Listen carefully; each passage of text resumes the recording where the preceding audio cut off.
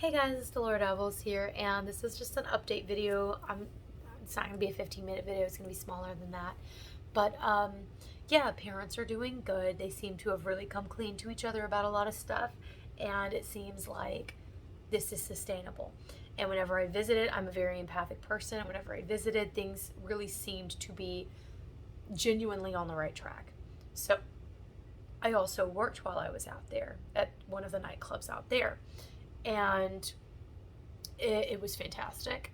I actually made a lot of money, more money than I would if I had worked here in Houston. So, working out here in Houston before the pandemic, I could make rent in 2 days. Not anymore. I'm not going to get into the nightlife here in Houston, but let me just tell you, it's terrible. Um, it's really not worth it for me to live in Houston and pay so much rent for a small studio when I'm not making the kind of money that I'm used to making. So I will be following a dream of mine. I have for a couple of years now wanted to live in an RV and go nomad. And at first it was kind of like a, man, wouldn't it be great if we could just do this?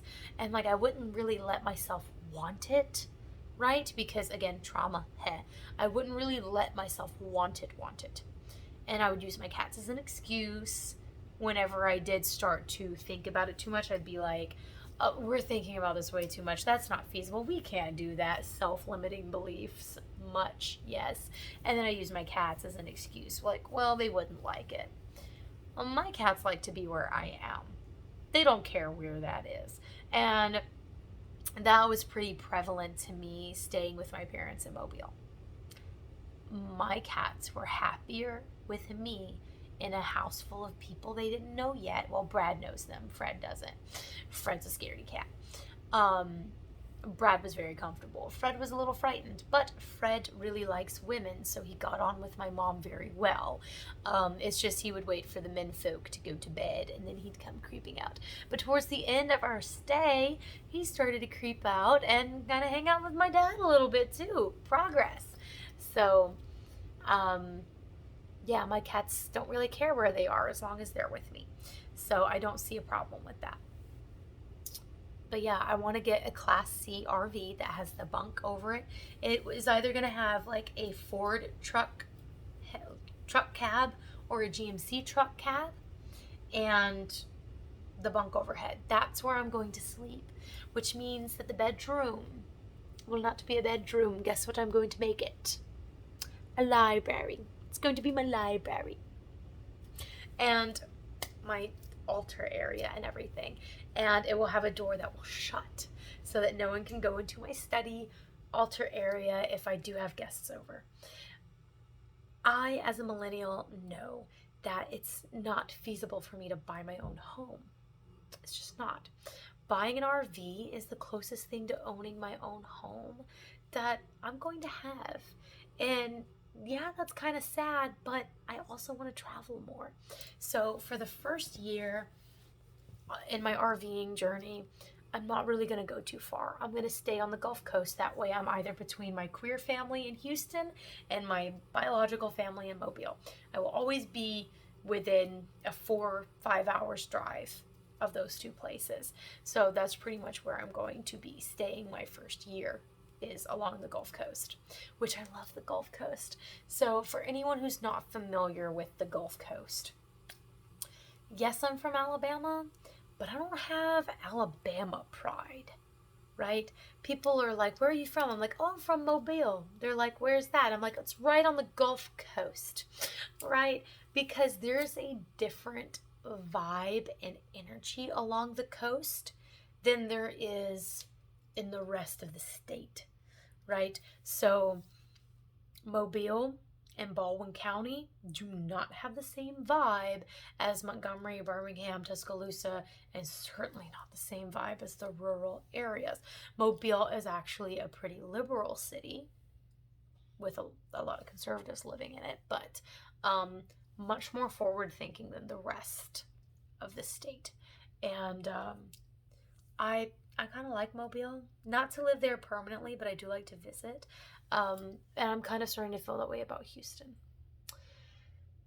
it's nice to visit, but I don't really see myself staying here. I feel very stuck, which has led me to not be taking care of my house duties very well.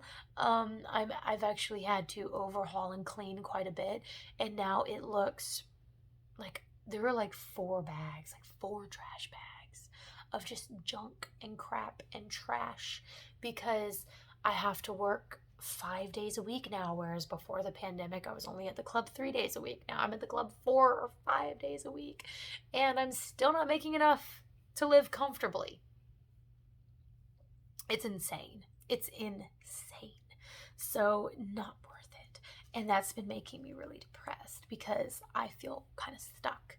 Yes, I do have a bachelor's degree in creative writing with a minor in anthropology. Have I tried to go to interviews? Yes, I have. Do I get treated like a dumb bimbo every time? Yes, I do. Did I have a woman ask me, "Oh, are you here for the secretary position?" "Oh, no, I'm here for the junior copy editor position." She goes, "Really? Because you look like a secretary." They're not even called secretaries anymore because that's a misogynistic term. And a fucking woman said this to me. Yes, so every time I go to file, you know, my resume and everything, if I do get a call back, I do get an interview. On the rare occasion that I do get an interview, I get treated like shit the minute they see me. So, yeah, I'm feeling really stuck. So until I start to look my age or look old, yeah, I'm going to be working in the nightlife because I'm not respected in corporate America at all. Like, they just look at me and they're like, "You're too attractive to be smart and capable." It's a whole thing. It's a whole thing. So just knowing that I have this plan, because I've talked to my parents. My parents are very enthusiastic about me moving back home. Of course, they had a lot of questions about a timeline of how long I will be there and if I've really thought through what I want. And so they're very confident that I know exactly what I'm doing. And it shouldn't take me very long to get that RV. It should really only take about 5 months tops for me to save up and get the RV. So once I get the RV, and again, like, I want to keep my residency here in Texas, so I will be staying in Texas for the majority of the year, just so that I can say, like, I live here in Texas, yeah, and have my tags and my insurance and everything done through Texas, because in Alabama your tags cost $200 and you only get one of them for the back of your car. In Houston, you get a tag for the front of your car and the back of your car, and it's $78. Literally, the licenses in Alabama are so flimsy that when I first moved here and got carded everywhere, everyone touched my license like, "What the hell is this?" And everyone I knew in college who had a fake license had a fake license from Alabama because they were so easy to fake because they were made out of such subpar materials. I had a lot of bouncers question the authenticity of my driver's license until I opened my mouth and they heard my accent and they were like, "Oh yeah, well obviously you're from Mobile. You said it right. You said Mobile, so you have to be from there." But yeah, Alabama sucks, and your license costs like $10-15 more in Alabama than it does here in Houston. And you get a better license. You get a more durable license. Yes. So I would very much like to stay a Texas resident. Because Alabama's just, although Texas is a bit of a joke now too. So anyway, that's my big news. That's what I plan on doing. So yeah, November's going to be a very interesting month. There's going to be a lot going on. I might let you guys know that I'm going to be on hiatus if I need to go on hiatus. But until November, we're going to be back to our regularly scheduled programs of book reviews and things like that, and I'm going to try to stay on top of it. I know I said this was going to be a short video, but I lied. Anyway, I hope you guys are as excited about this as I am, because you know I'm going to be vlogging everything and just enjoying it. Like, I can't wait. Now I have the motivation to clean my apartment and get my life together. So I will get back to cleaning my apartment, actually. So until next time, happy cleaning, happy dabbling, and bye-bye.